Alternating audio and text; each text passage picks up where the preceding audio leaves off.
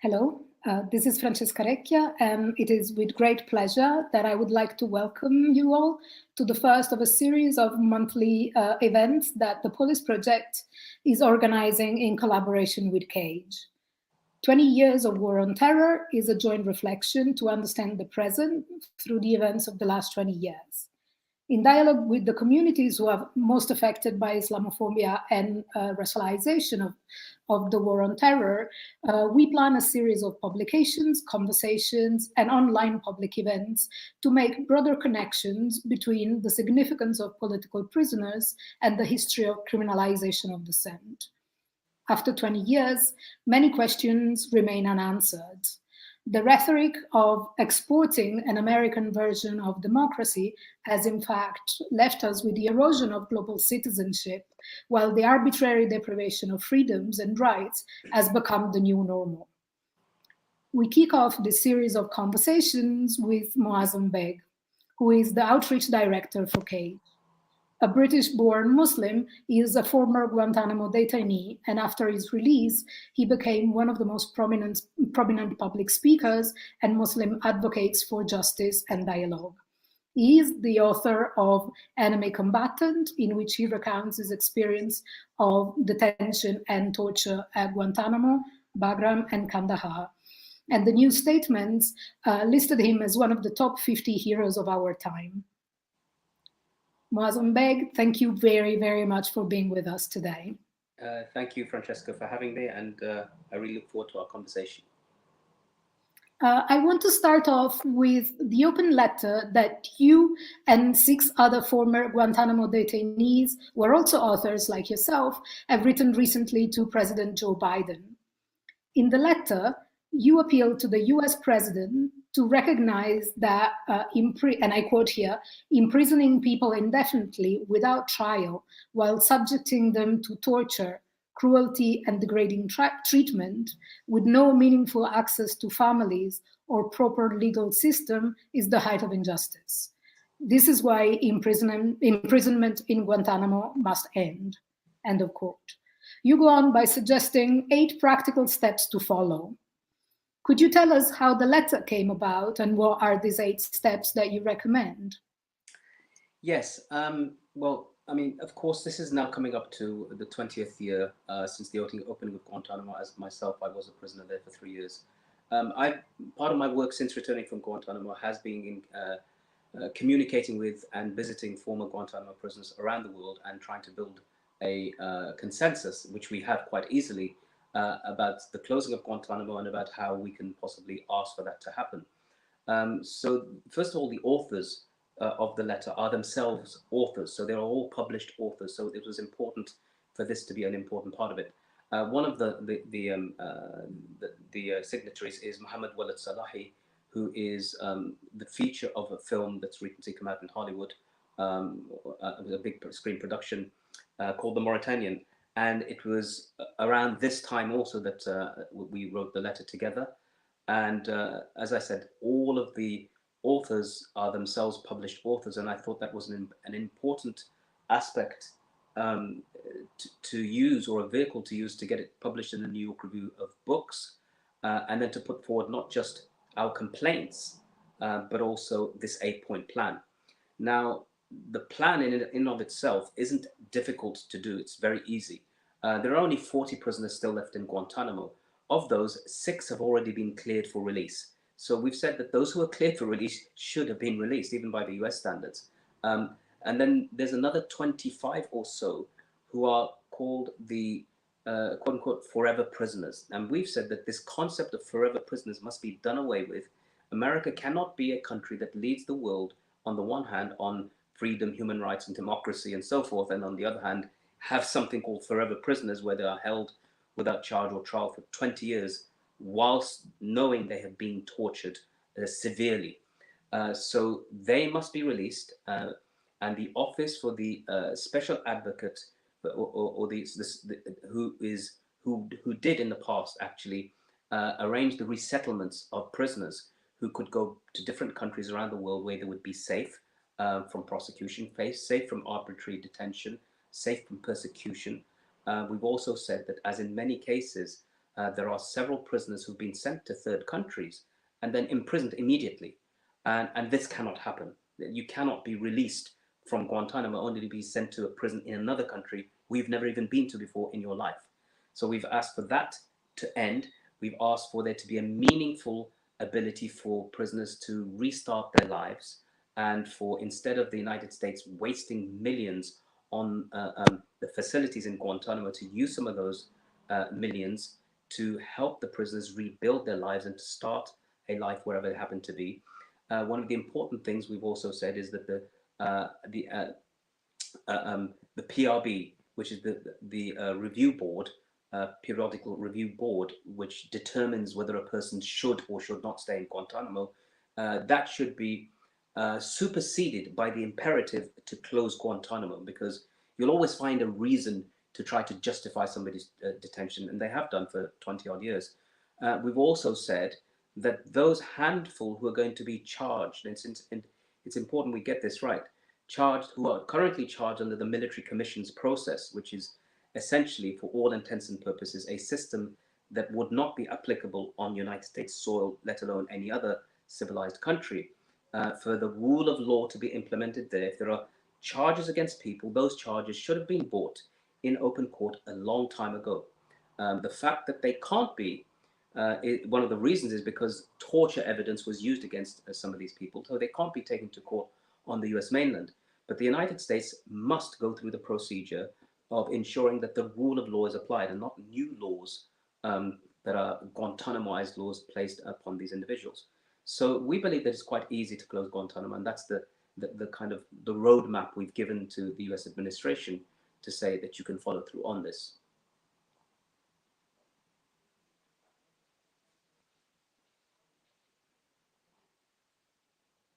You're muted.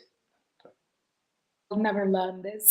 In the letter, there is also a very simple statement of what is quite a self-evident fact. You say that Guantanamo Bay has existed for 19 years and was built to house exclusively Muslim male population. This is the physical embodiment of the ethno-religious contemporary construction of the very notion of terror and terrorism. Can you help us make sense of both the historical roots of these as well as the current implications of such a thing? I mean, look, we've got to think about this in very sort of real clear terms, in terms that America should understand. When America, during a particularly dark period of its history, brought people from Africa across the Atlantic in chains to the Americas, it has never forgotten that. It's never forgotten what it did to those people. And ironically, a large number of those people, or a significant number of those people, were Muslims. Malcolm X talks about that, Alex Haley talks about that, and so forth. And the history of that connection is very strong with West Africa. And then they do it again in Guantanamo. The majority of the prisoners are either from Africa or Asia. And those that are not from Africa or Asia, like myself, we are originally, or our parents are from there. And even those who are not, even those who are white Western Europeans, the moment they are seen as Muslims, and there were some, like Australian David Hicks, the moment they are seen as a Muslim, the whiteness is gone. You're no longer seen as white. Your religion has been racialized. And so that is how, in the minds of the interrogators, the torturers, the abusers, and so forth, it was easy to demonize us as prisoners and say that you are not deserved of the Geneva Conventions. You are not deserved of our own laws. It's important that we get this right, because if we were, then US law would have applied. But in Guantanamo, you're not neither subject to the law, nor do you have access to the law.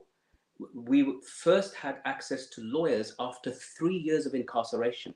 And those lawyers have been fighting from then until now for the rights, simple rights that are established in US law to do with habeas corpus, to do with the concept of Magna Carta, that to no man shall justice be delayed or denied. The fact that every prisoner in Guantanamo This is called a war on terrorism, right? We call it the war on terrorism, and terrorism has been carried out by people in the United States of America, far-right organizations, terrorist organizations in Sri Lanka, carried out suicide bombings, terrorist organizations here in Europe, in Britain, the IRA. There are lists go on and on of the numbers of terrorist organizations that exist, but not a single one of them have ever been taken to Guantanamo. So you have to ask yourself a question. Is it a war on terror, or is it a war on Muslims accused of terrorism? Because every single prisoner in Guantanamo is a Muslim. That's the first condition. The second condition is that they're accused or connected, accused of being connected to terrorism. And even then, you have to ask yourself this question: what does terrorism mean in this regard? Was an Afghan villager who was defending his homeland from a foreign occupier, who would have been seen as a freedom fighter when the Americans supported them against the Soviets. If he's doing the same thing against the Americans, is he a terrorist? How do you define that to be a terrorist? We can all agree that people targeting civilians, of course, could be accused of terrorism. But somebody defending his homeland makes a different question. So all of these things, if you add them all up together, the racism, the racialization of religion, and the interpretation and the reinterpretations of terrorism, and the fact that the majority of people in Guantanamo were never charged with a crime, all gives you a recipe for the disaster of Guantanamo. Yeah, there's also a question of, how since the beginning of war on terror, the language that we use to define certain things has changed.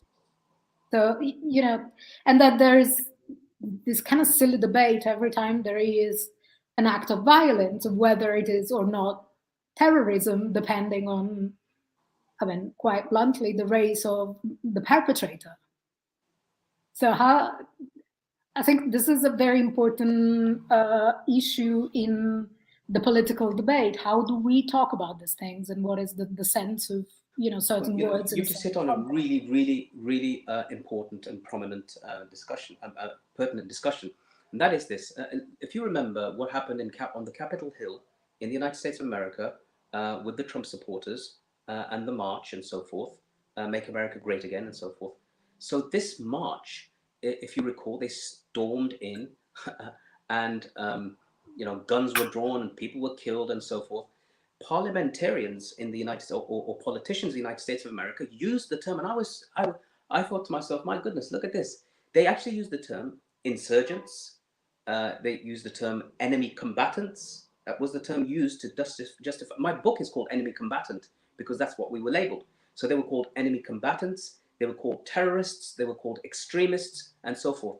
The big difference here was that the entire weight and machinery of the state didn't descend upon them and detain them and hold them without charge or trial, or torture them, or detain their family members, or think about drone striking them.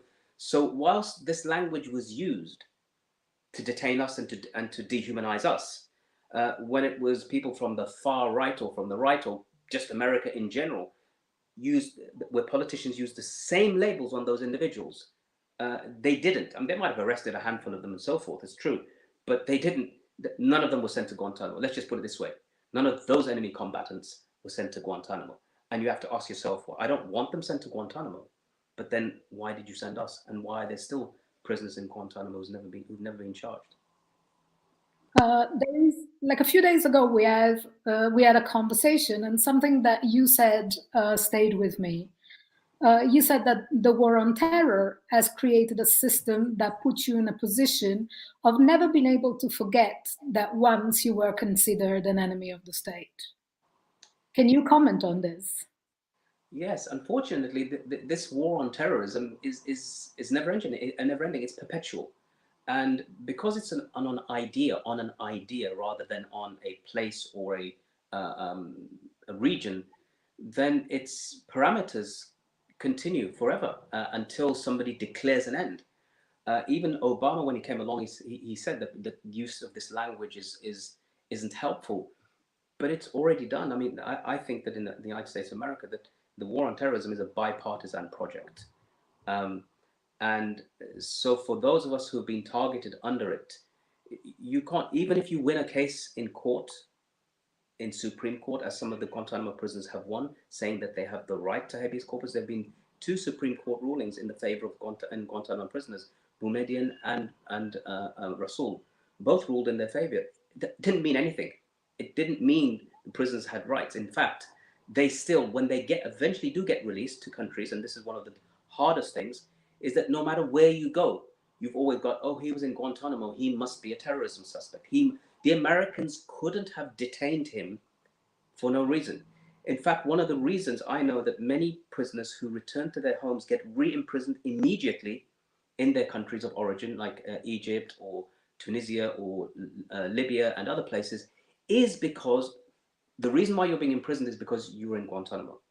If the Americans thought you were bad, you must be bad. So you can never jettison, you can never get rid of that question mark. Even in society over here, I constantly get targeted in one way or the other. I've chosen to speak out against this, and I understand the consequences of it. But the majority of the former prisoners don't speak out of it because of being targeted.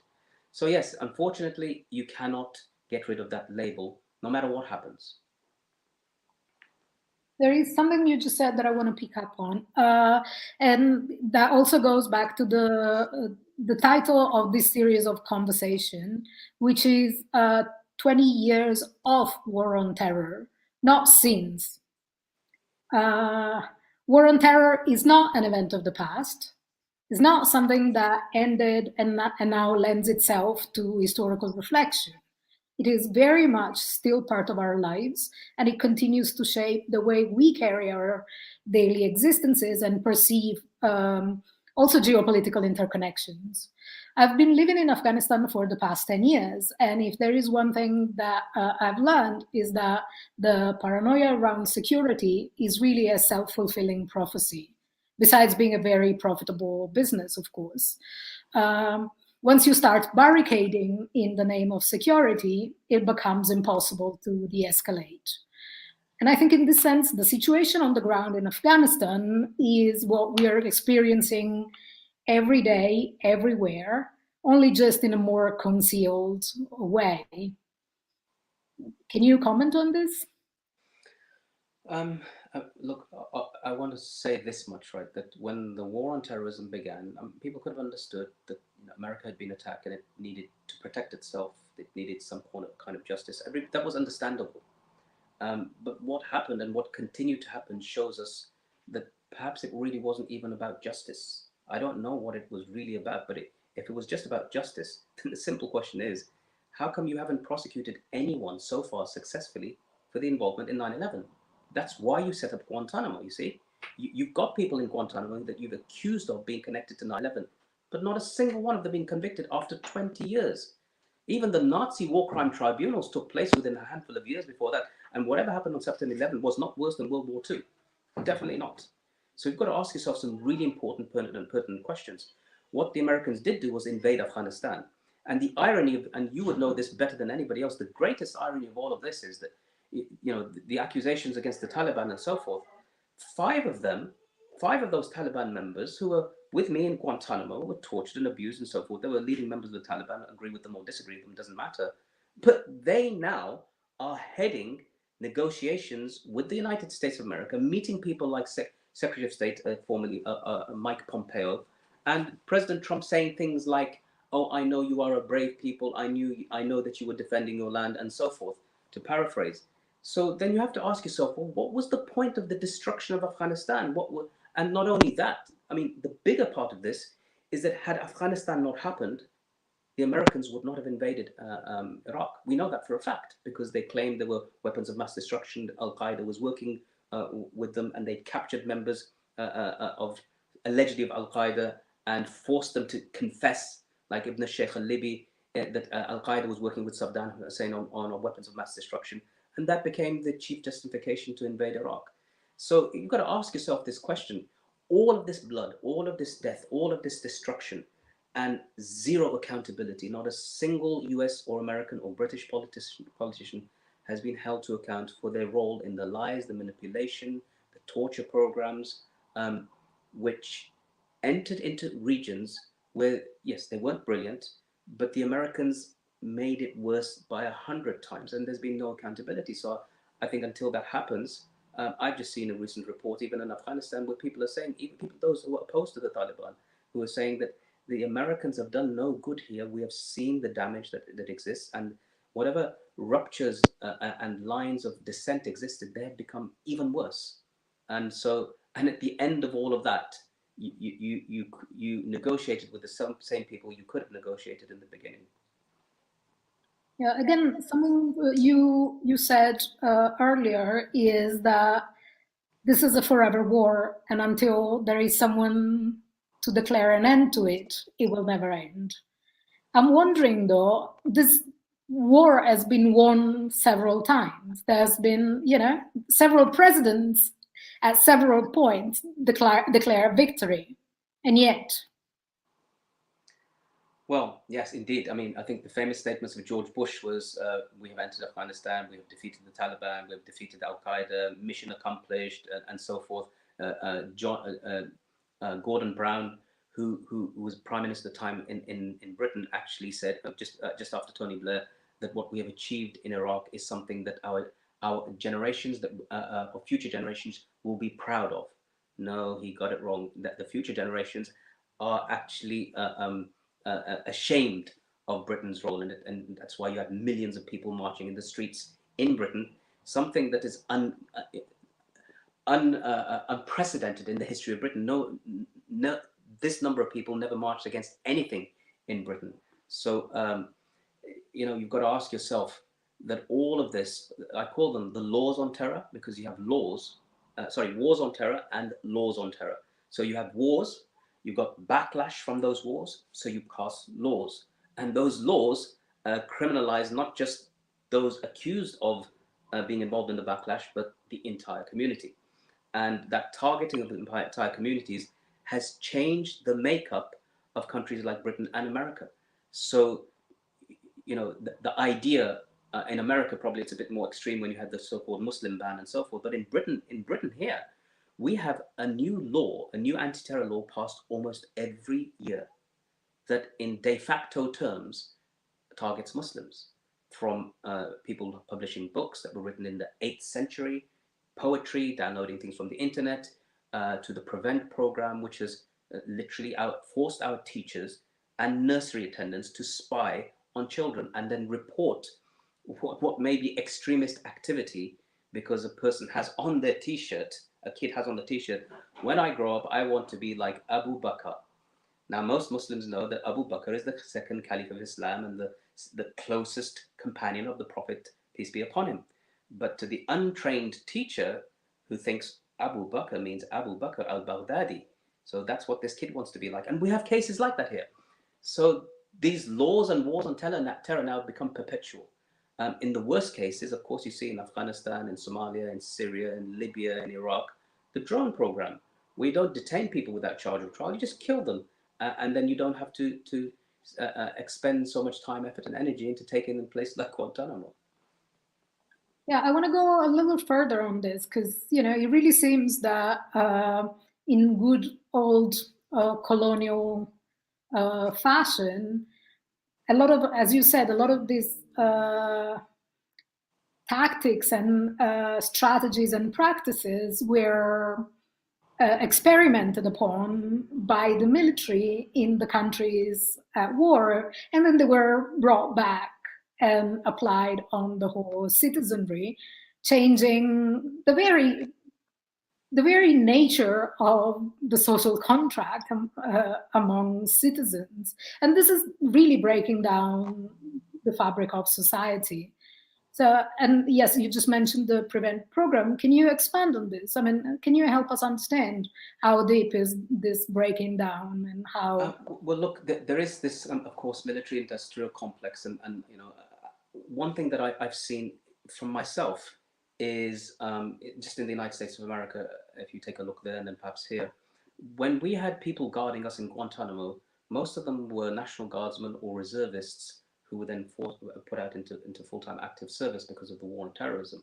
A great number of them were police officers and prison guards. That's very important, because if you look at the kind of the trajectory, General Jeffrey Miller was one of the first, the second, I think, in charge of Guantanamo. And during his period, it became particularly harsh, and the enhanced interrogation techniques and torture under his watch.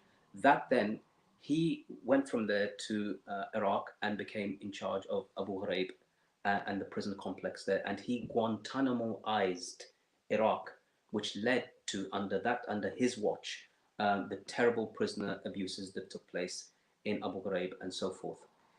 If you then look at those soldiers that serve out in Iraq and Afghanistan, where the multitude of abuses have taken place, and the abuses take place because the soldiers are taught, essentially because of the dehumanization of the people that they are occupying. They come back home, and then that militarized individual, either whether they go back into service as police officers or prison guards, you see that meted out on the streets of America. The police is very militarized to begin with, and you can see that not only with what happened, with the Guantanamo prisons, but you can see that happen in the various Black Lives Matter protests and the viciousness of the police in relation to who they're guarding and who they're sort of arresting.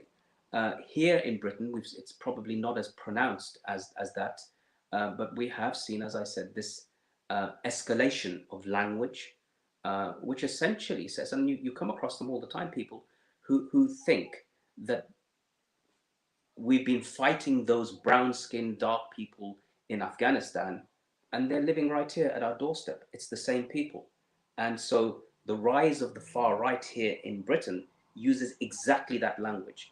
And you can see far right, scores of numbers of the far right have been detained and serving police officers, serving soldiers who are members of banned, proscribed far right organizations that have themselves been given so much energy because of this language against Muslims. And so the far right now today can say, like in the old days, they would say that we are racist, we don't like black people, we don't like. Now they can just say we just don't like Muslims, and that's the cover for their racism. At the end of your book, when you talk about going back home, there is I think that's something you address quite profoundly, and is this atmosphere of suspicion that you feel always surrounds you. And I think that becomes makes things very difficult, both as a person to reintegrate, but also as a citizen to be part of society in a functioning and productive way. And that goes both ways, because if you feel you're a target of suspicion, it also means that it's very likely that there is suspicion building up around you because of who you are. Well, that's one thing. You're right about that, but of course you can't wallow in that type of self-pity. You've got to just deal with the situation where you're in. One of the things that I did, and several other former Guantanamo prisoners did, and I think you can see in the film The Mauritanian, is the thing that our opponents didn't expect. They didn't expect for us to befriend our guards, our captors, our torturers. They didn't expect that to happen. Nobody expected it to happen. We didn't expect it. And yet it happened, and some of them came over, they visited us in our homes, they toured with us, and it isn't that we adopted the language of the war on terror because they became our friends. It is they adopted the language of anti-war on terrorism by joining us. And that's crucial and important, because people, when they see that, they see, first of all, that these guys can build bridges in places where they have been destroyed. Also, they can see that despite the massive attack that these guys face, not only just as individuals, but their communities. So when I came back, and it wasn't just me being attacked only, my community was being attacked. My community was under siege. It is still under a kind of siege in different ways, through legislation and through racism on the streets. But then when people are forced to confront certain things, they're forced to see things like, well, if he was so bad, then why are his former guardsmen supporting him? If he was so bad, then why is he free? If he was so bad, why did he and a whole host of others take the government to court and win a case against them? If they were so bad, why doesn't the security services come clean about their role in their abuse? So when you keep, the thing is consistency. You've got to remain on that path. It's very heavy. You have to pay a big price for it internally and externally. But that's one of the things I think that has helped, in that we may be a targeted community, but lying down and being quiet about it, for me at least, is not an option. We'll come back to this later because there's something I want to ask you, but I'll keep it for later. One thing that I want to ask is in relation to a quote from the former British Prime Minister Theresa May, which I think is quite a bone-chilling summary of how the war on terror has come back home to roost. Well, she was addressing a convention of the Conservative Party in 2017. She said, and I quote, "If our human rights laws get in the way of doing counterterrorism, then we will change the law so we can do it." This is just quite amazing. How do we make sense of this utter disregard of one of the very foundations of democracy here? Well, it's chilling, but it's also very telling and revealing. Sometimes the mask slips of some of these individuals. They may give the appearance of believing in the rule of law, believing in basic precepts of the democracy. But in reality, you can see this time and again. I've challenged them on this many, many times, and they can't answer. One of the key aspects about British values, so we were told by Theresa May's boss, as it were, David Cameron, that British values means belief in and adherence to the rule of law, democracy, respect for other people, and so forth. So one of the things I asked them about is that, well, the rule of law necessitates that anybody that's involved in crime or criminality, and I mean anybody, not just a guy on the street, but including government, and in fact, the government should be more accountable because they are invested by the people. We are entrusted by the people. They are entrusted by the people to take care of their rights. So if the government's been found involved in or complicit in torture, rendition, kidnapped, illegal wars, and so forth, and there is absolutely zero accountability, that none of them hold accountable, though we have so much evidence that you would be convicted in any court. So I've given evidence to the police. I've sat with the police, given them evidence about what took place in torture, in terms of the torture. I've given evidence to the International Criminal Court. I've given evidence to war crimes tribunals. I've given evidence to a parliamentary committee on torture and rendition here. And you can see one thing that runs concurrently every single time through those processes. The government always gets away. The government is not accountable. Through all of those bodies I've mentioned, not a single time have they been held accountable. So if you were to ask then that here's the rule of law and you are hiding the rule of law. In fact, in one case, when I spoke to the police and said, here are the British agents that took part in the torture, this is the details, this is the, and so forth. In the end, they came back and they said, sorry, we can't continue with the investigation because the government refuses to cooperate. Imagine that. They refuse to cooperate with the police. Imagine if I committed a crime, police come along and I said, I'm sorry, I refuse to cooperate. That's exactly what the government did here. And so when they talk about this stuff, about believing in attacking others for not believing or adhering to those British values, those same values they don't adhere to, and they're not called extremists. The point was that if you don't adhere to these values, you're an extremist. So by this definition, the government would be extremist. We have a question from the audience that I think very much resonates with this issue of lack of accountability. So they ask us, can you discuss the proliferation of counterterrorism, counter-extremism, and countering violent extremism programs? I think that's very much, a very good mask to hide behind and avoid. Yeah, I mean, well, first of all, just understand this. I mean, I thought when I was in Guantanamo, I really thought that this is it. This is all that's happening. I didn't know what was happening in the rest of the world. I didn't know about that proliferation. I didn't know about the rules, about the new laws. I didn't know that, for example, and one example here in Britain is that in 2001, under emergency legislation, 16 North African and Middle Eastern men were detained without charge or trial and put into Belmarsh high security prison as terrorists, but no charge, no trial. That's crucial They were held for 3 years. And I only know about their cases because we had the same lawyer, Gareth Pierce. And on the day I returned from Guantanamo, she had to rush off, can you believe, from the police station where I was at, because a decision was being given about these men who had been held in Britain for 3 years without charge or trial. And the House of Lords ruled that their detention had been unconstitutional, i.e. illegal.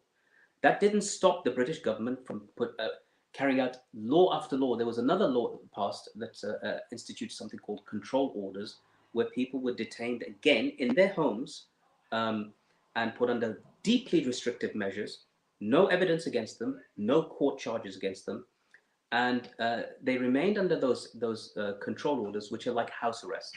So when you think of house arrest, you don't think of Britain. You think maybe Burma, but not Britain.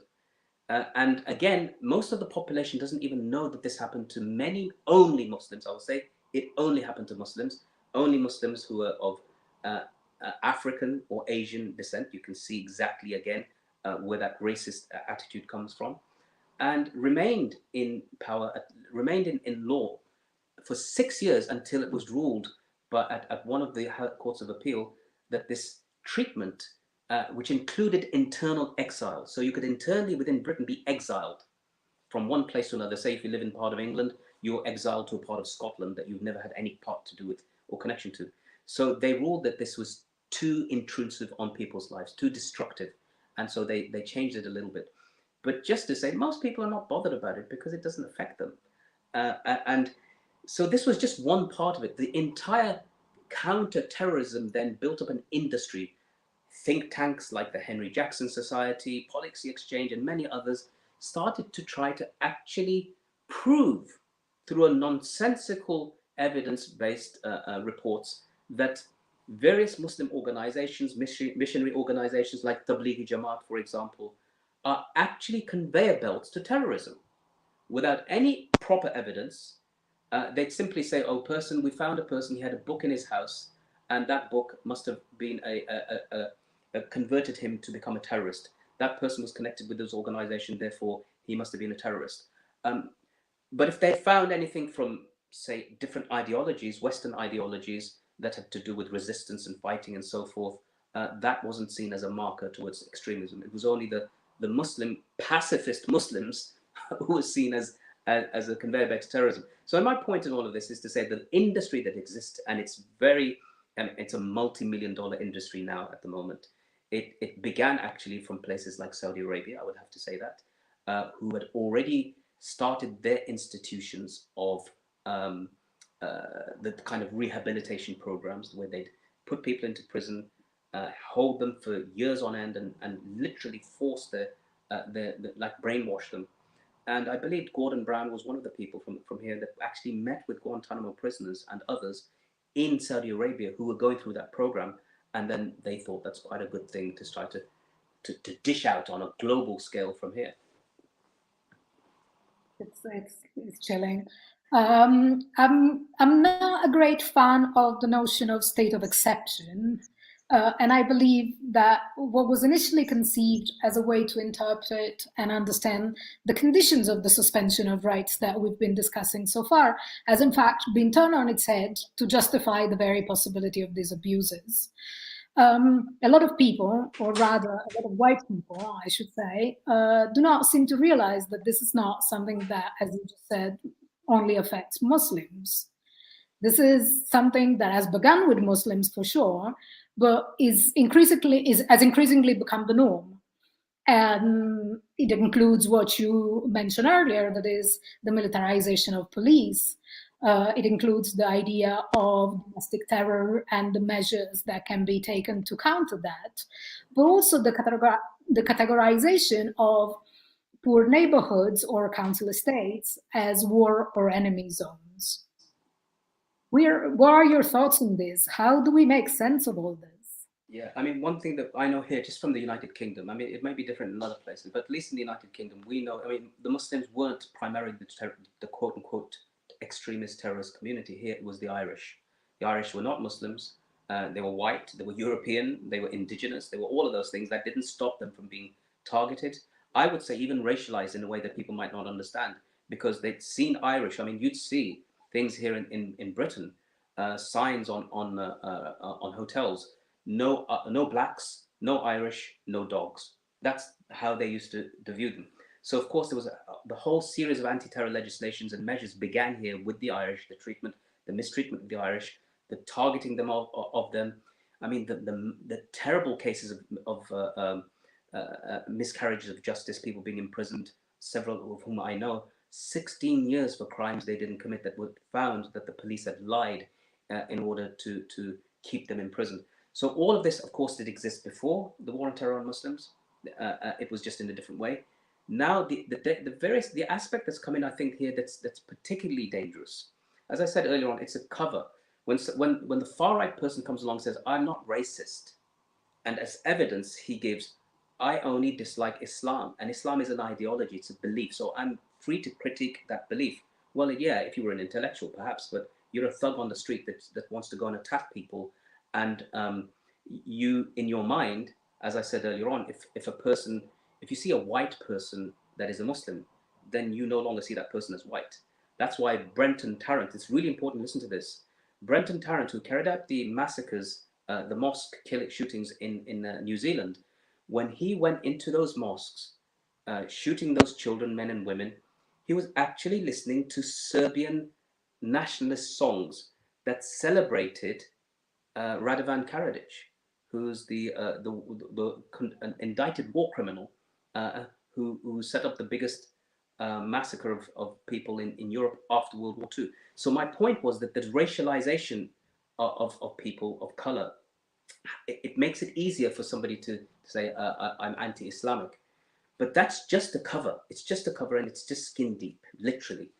Because you'll find the same groups of people saying the same things against the Black Lives Matter people. You'll see the same disdain they have towards people of color. You see the same disdain they have towards people who are migrants. They'll have the same disdain, the same people who use the Islamophobic language. You'll find them using this same language towards people of color, wherever they happen to be from, whichever race or religion they happen to be of.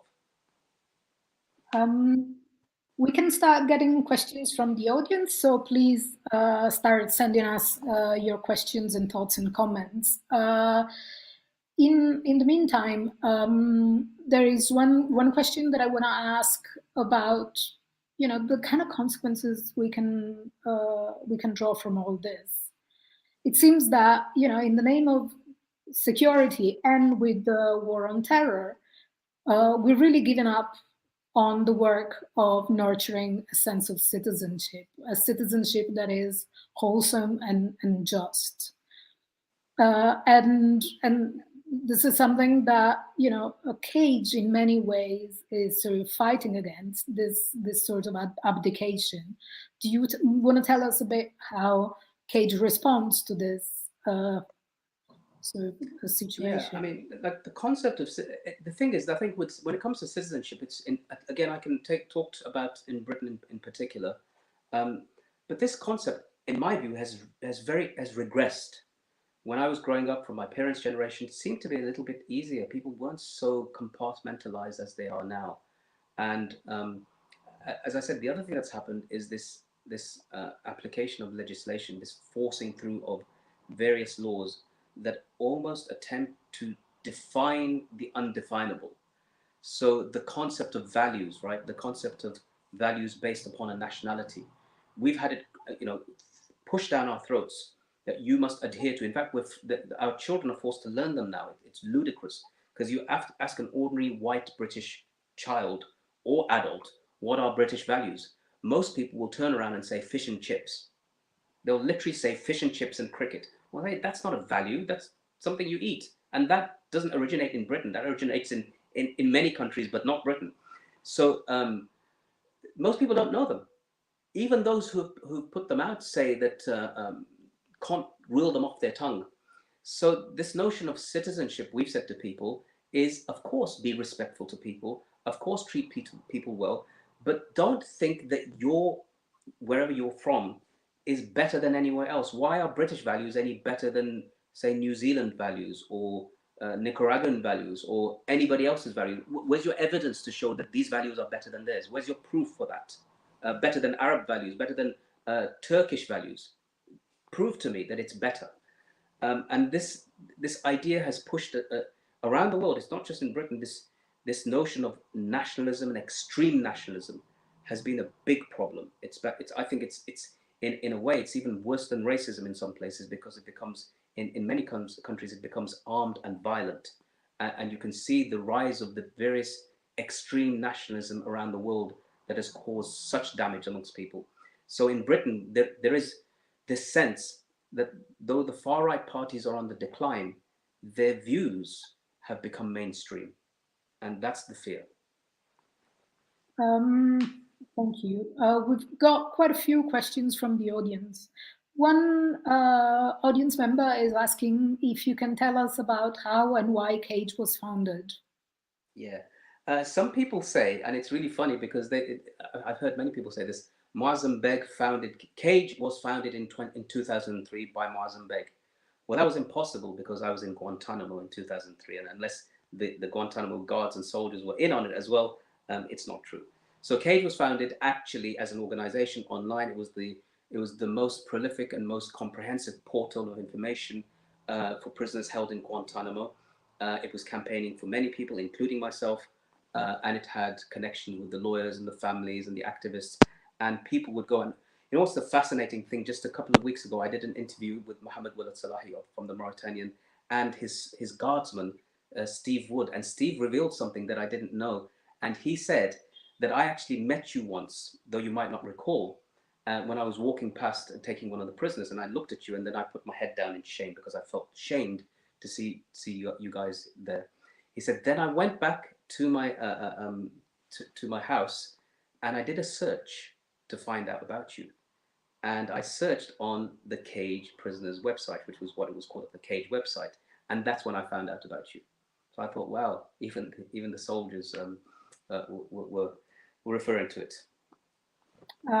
I'll reserve my question earlier that is also connected to that evening's discussion, but we've got another one who's asking a difficult question. So just, you know, if you want to take it, otherwise we'll move on. Sure. And they're asking that, you know, when we talk about war on terror, we always talk about Iraq, Syria, Pakistan, but what about Kashmir? And what about the crimes that the Indian state is committing in Kashmir in the name of fighting terrorism?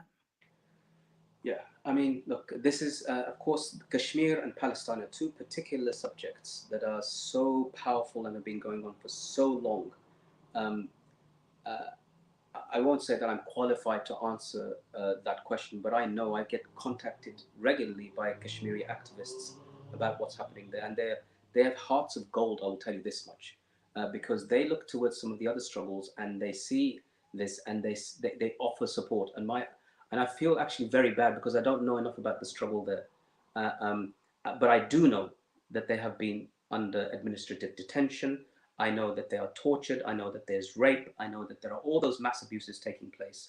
And it is right. It is right for the person to bring up the question of Kashmir at this time. What about Kashmir? I would only say this, is that we need advocates from Kashmir talking about this subject. We need them on the world platform. We need films about them. We need Hollywood movies made about what's happening there. The numbers of people, I remember there was a lawyer who joined us on a discussion with CAGE about lawyers from all over the world who've been targeted under various legislation. We had American lawyers, British lawyers, South African lawyers, and all of them were talking about the various ways in which you can be targeted. But the Kashmiri lawyer, you know what he said? He said, we have bombs placed under our vehicles. My colleagues, he listed several of whom had been killed. And so when he spoke about lawyers being targeted by the state, he was talking about something very vicious. And the other lawyers, the Western lawyers, and they were very prominent lawyers, they listened to him and they thought, what am I complaining about? We've really got nothing to complain about over here. So thank you for bringing that up. And I think it's really right. And I hope that we can do something more in Kashmir. The only thing I would say is that I speak to that which I've experience of, and that's why I speak about Guantanamo. Well, I guess, you know, the question of Kashmir brings back what you were pointed out earlier, that is that there is a complete lack of accountability of the criminal actions that are carried out by the state. Yeah. And one thing I would add further, of course, sorry to cut you. One thing I would add further is that, yes, the questioner asked the use of the language of the war on terrorism. They have completely employed it. They have taken it to the next level, in fact. They have, especially under the Modi government at the moment with the, and this is what I was talking about when I was referring to extremism, extreme Hindu nationalists, not something you used to really hear about much before, but it's something around now. And that in itself becomes a justification for the targeting of Muslims, and in particular in Kashmir. We have a question from Taha, and she's asking whether you could please comment on Schedule 7 and what advice can you give to those who are victims of this law? Yeah, Schedule 7. I mean, when I used to travel, my passport was taken away from me about 7 years ago, and I'm still trying to fight to get it back. When I used to travel, I used to get stopped under Schedule 7 every single time. But not just me. In fact, one report in 2016 found, a study done by Cambridge University, that out of that people stopped under Schedule 7 at one airport, 88% of those people were Muslims. Now, bearing in mind that Muslims are only 4% of the entire population of Britain, that's shocking. It's a shocking number. What does Schedule 7 mean? It's a law that was passed as part of a law in 2000. So it predated the war on terror, but it was almost as if it's prescient. This is what they're preparing for this. You know, there are different theories about laws and views towards Muslims even before 9/11. Let's just say this happened before 9/11, and under Schedule 7, you can be detained at an airport or port for entry and exit in the country. You can have your DNA taken, your fingerprints, your photograph searched, strip searched, your all of your luggage searched and taken off the airplane. All of your electronic devices have to be handed over, and you must give the passwords. Now, if you refuse to do that or refuse to answer any question, they can arrest you, prosecute you, convict you, and sentence you as what? A terrorist, even though you were not involved in any act of criminality, let alone terrorism. The biggest problem in Schedule 7 is that you have no right to remain silent. So if you committed a crime outside on normal civilian street, if you committed a crime, and say a terrible crime, you went to the police station and said, I committed this crime, the police officer would say to you, you have the right to remain silent, but anything you say can be used in evidence. Here, they don't have to say that, because you are required by law, though there is no reasonable suspicion that you committed a crime, you must answer those questions. And you can be held for up to 6 hours, though prior to this, another ruling allowed for it to be 9 hours. So 9 hours of detention. What can you do to challenge it? First of all, you've got to know your law. We do a workshop, CAGE does a workshop on know your rights about this. The small end of it, or the big end of it, is that the law is on the side of the government. The law is on the side of the police. The police can and do misuse this law often. More than, I think, we did a report 2 years ago in which we found more than 500,000 people had been stopped under Schedule 7. And the proportion of Muslims to that was, I've already said that at one airport it's 88%, so you can just imagine. This is supposed to be random, but it's not very random when they're stopping people who look like Muslims. What I would say about this is that simply, you must answer the questions, but only answer that which you need to.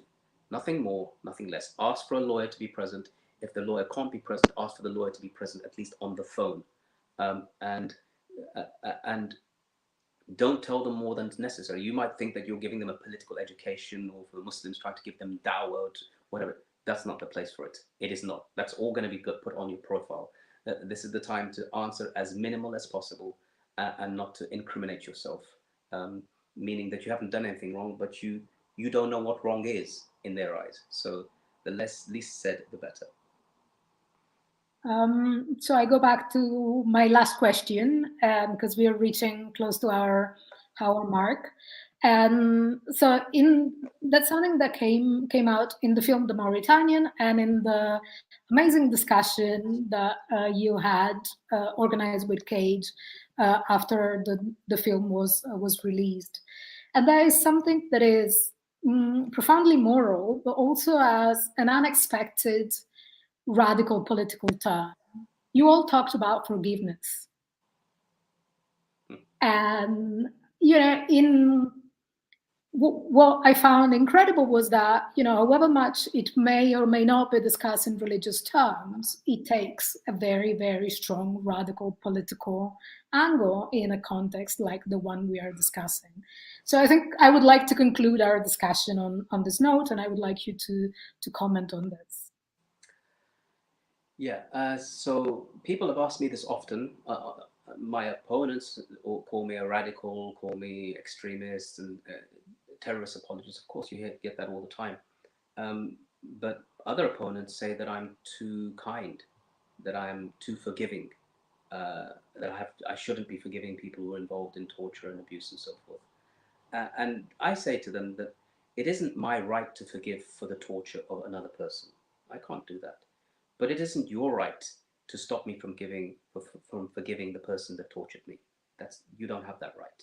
I have that right. And in the same way, when I saw Mohammed Walid Salahi talk about forgiveness and see forgiveness in him, I mean, his forgiveness is far wider than mine because he was there for 14 years.